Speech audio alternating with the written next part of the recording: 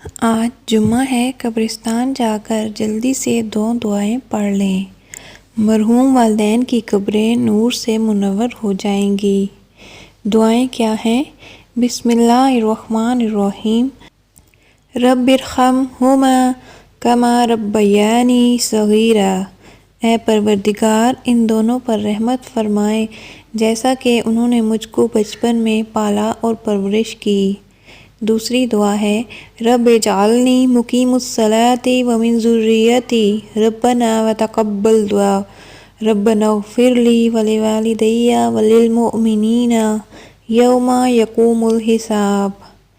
اے اللہ، مجھے نماز قائم کرنے والا بنا اور میری اولاد کو بھی۔ اے ہمارے رب، اور میری دعا سن لے۔